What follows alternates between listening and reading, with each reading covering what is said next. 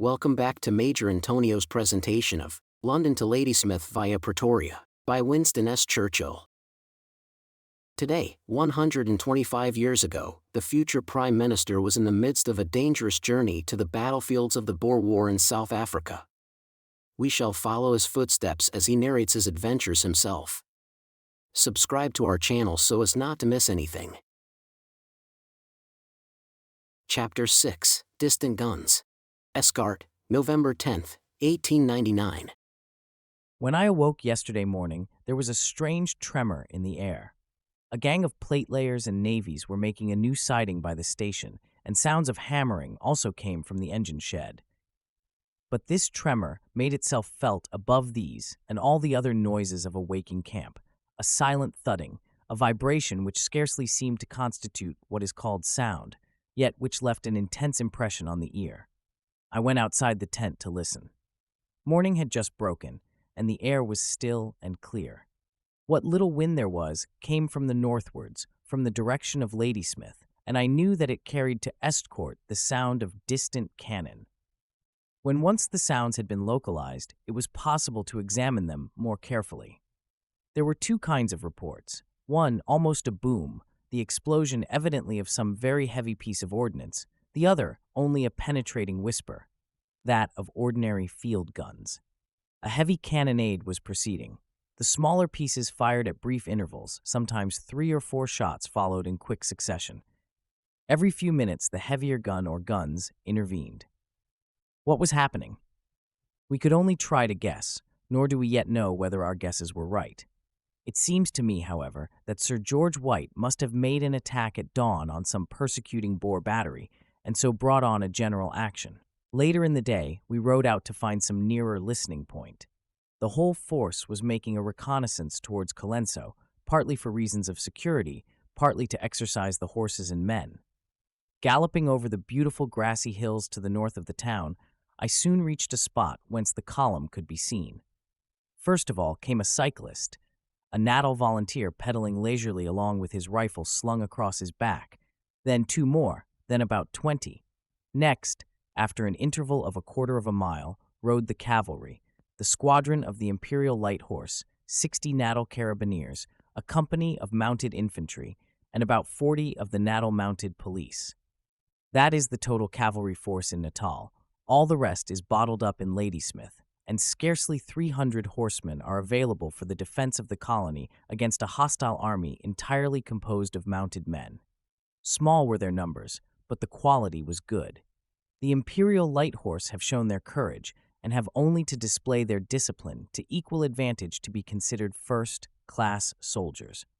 The Natal Carabineers are excellent volunteer cavalry, the police an alert and reliable troop. After the horse the foot, the Dublin Fusiliers wound up the hill like a long brown snake. This is a fine regiment which distinguished itself at Glencoe, and have since impressed all who have been brought in contact with it. The cheery faces of the Irishmen wore a proud and confident expression. They had seen war. The other battalion, the Border Regiment, had yet their spurs to win. The volunteer battery was sandwiched between the 2 British battalions, and the rear of the column was brought up by the Durban Volunteers. The force, when it had thus passed in review, looked painfully small, and this impression was aggravated by the knowledge of all that depended on it. A high, flat-topped hill to the northwest promised a wide field of vision and a nearer listening point for the Ladysmith cannonade, which still throbbed and thudded dully. With my 2 companions, I rode towards it, and after an hour's climb reached the summit. The land lay spread before us like a map.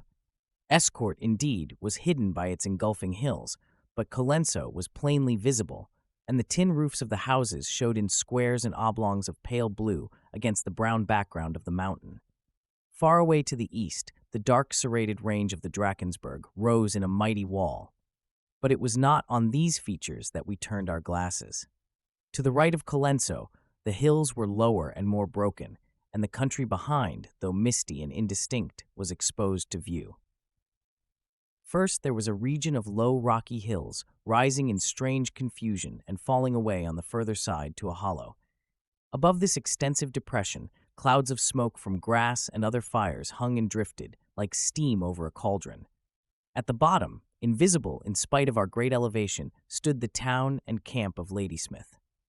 Westward rose the long, black, hog-backed outline of Bulwana Hill, and while we watched intently, the ghost of a flash stabbed its side, and a white patch sprang into existence, spread thinner, and vanished away.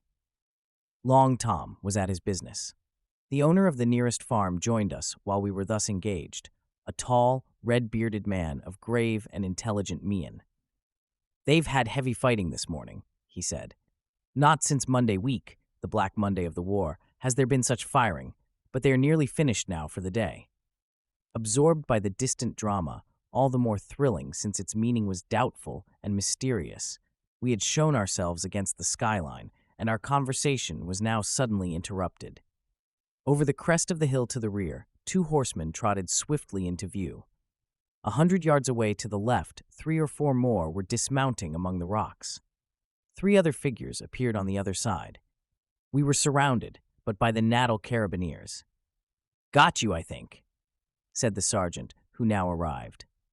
"Will you kindly tell us all about who you are?" We introduced ourselves as President Kruger and General Joubert, and presented the farmer as Mr. Schreiner, who had come to a secret conference, and having produced our passes, satisfied the patrol that we were not eligible for capture. The sergeant looked disappointed. "It took us half an hour to stalk you, but if you had only been Dutchmen, we'd have had you fixed up properly." Indeed, the whole maneuver had been neatly and cleverly executed, and showed the smartness and efficiency of these irregular forces in all matters of scouting and reconnaissance.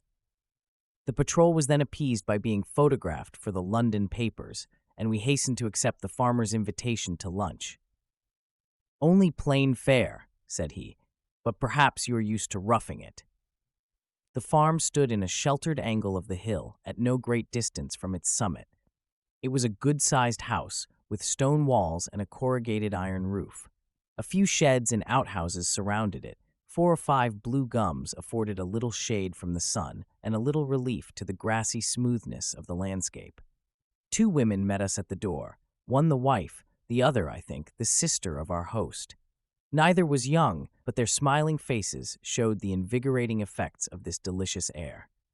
"These are anxious times," said the older. "We hear the cannonading every morning at breakfast. What will come of it all?" Over a most excellent luncheon, we discussed many things with these kind people, and spoke of how the nation was this time resolved to make an end of the long quarrel with the Boers, so that there should be no more uncertainty and alarm among loyal subjects of the Queen. "We have always known," said the farmer, "that it must end in war, and I cannot say I am sorry it has come at last. But it falls heavily on us. I am the only man for 20 miles who has not left his farm. Of course we are defenseless here. Any day the Dutchmen may come. They wouldn't kill us, but they would burn or plunder everything, and it's all I've got in the world. 15 years have I worked at this place, and I said to myself, we may as well stay and face it out, whatever happens." Indeed, it was an anxious time for such a man. He had bought the ground, built the house, reclaimed waste tracts, enriched the land with corn and cattle, sunk all his capital in the enterprise, and backed it with the best energies of his life. Now everything might be wrecked in an hour by a wandering Boer patrol, and this was happening to a loyal and law-abiding British subject more than 100 miles within the frontiers of Her Majesty's dominions. Now I felt the bitter need for soldiers, thousands of soldiers, so that such a man as this might be assured. With what pride and joy could one have said, "Work on, the fruits of your industry are safe. Under the strong arm of the imperial government, your home shall be secure, and if perchance you suffer in the disputes of the empire, the public wealth shall restore your private losses."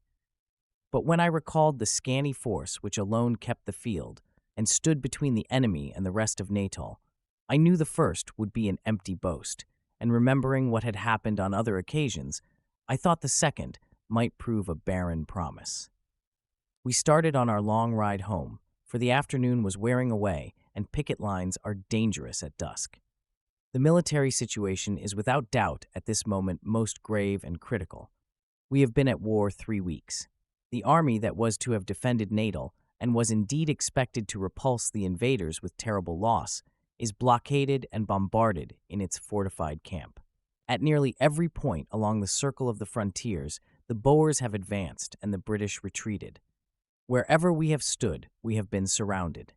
The losses in the fighting have not been unequal, nor, considering the numbers engaged and the weapons employed, have they been very severe.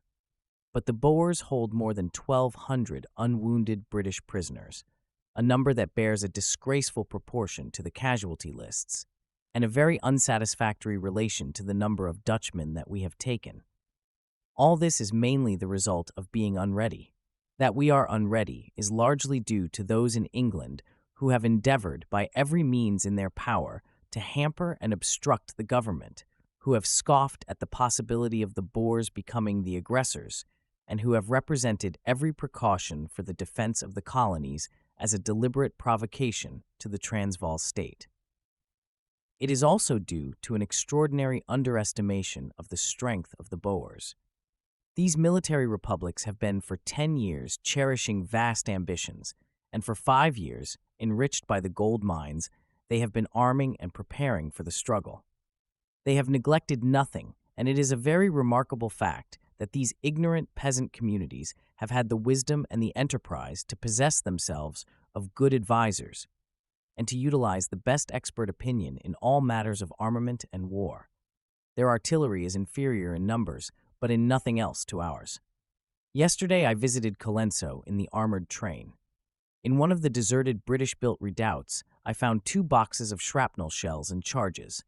The Boers had not troubled to touch them. Their guns were of a later pattern and fired powder and shell made up together like a great rifle cartridge. The combination, made for the first time in the history of war, of heavy artillery and swarms of mounted infantry, is formidable and effective. The enduring courage and confident spirit of the enemy must also excite surprise. In short, we have grossly underrated their fighting powers. Most people in England, I among them, thought that the Boer ultimatum was an act of despair, that the Dutch would make one fight for their honor, and, once defeated, would accept the inevitable. All I have heard, and whatever I have seen out here, contradict these false ideas. Anger, hatred, and the consciousness of military power impelled the Boers to war. They would rather have fought at their own time, a year or 2 later, when their preparations were still further advanced and when the British were perhaps involved in other quarters. But after all, the moment was ripe. Nearly everything was ready, and the whole people sprang to arms with alacrity, firmly believing that they would drive the British into the sea. To that opinion, they still adhere. I do not myself share it, but it cannot be denied that it seems less absurd today than it did before a shot had been fired. To return to Estcourt. Here we are passing through a most dangerous period. The garrison is utterly insufficient to resist the Boers, the position wholly indefensible. Indeed, we exist here on sufferance. If the enemy attack, the troops must fall back on Pietermaritzburg, if for no other reason, because they are the only force available for the defense of the strong lines now being formed around the chief town. There are so few cavalry outside Ladysmith that the Boers could raid in all directions. All this will have been changed long before this letter reaches you, or I should not send it. But as I write, the situation is saved only by what seems to me the overconfidence of the enemy. They are concentrating all their efforts on Ladysmith, and evidently hope to compel its surrender. It may, however, be said with absolute certainty that the place can hold out for a month at the least. How, then, could the Boers obtain the necessary time to reduce it? The reinforcements are on the seas. The railway works regularly with the coast. Even now, sidings are being constructed and troop trains prepared. It is with all this that they should interfere, and they are perfectly competent to do so. They could compel us to retreat on Pietermaritzburg. They could tear up the railway. They could blow up the bridges, and by all these means they could delay the arrival of a relieving army, and so have a longer time to worry Ladysmith and a better chance of making it a second Saratoga. Since Saturday last, that has been our fear. Nearly a week has passed, and nothing has happened. The chance of the Boers is fleeting. The transports approach the land. Scarcely 48 hours remain. Yet, as I write, they have done nothing. Why? To some extent, I think they have been influenced by the fear of the Tugela River rising behind their raiding parties and cutting their line of retreat. To some extent, by the serene and confident way in which General Wolfe Murray, placed in a most trying position, has handled his force and maintained by frequent reconnaissance and a determined attitude the appearance of actual strength. But when all has been said on these grounds, the fact will remain that the enemy have not destroyed the railway because they do not fear the reinforcements that are coming, because they do not believe that many will come, and because they are sure that, however many may come, they will defeat them. To this end, they preserve the line and watch the bridges as carefully as we do. It is by the railway that they are to be supplied in their march through Natal to the sea. After what they have accomplished, it would be foolish to laugh at any of their ambitions, however wicked and extravagant these may be. But it appears to most military critics at this moment that they have committed a serious strategic error and have thrown away the chance they had almost won. How much that error will cost them will depend on the operations of the relieving force, which I shall hope to chronicle as fully as possible in future letters. This concludes today's reading of London to Ladysmith via Pretoria, by Winston S. Churchill. Join us also on November 20th for the subsequent chapter. Subscribe to Major Antonio's channel. Thanks for listening, and so long.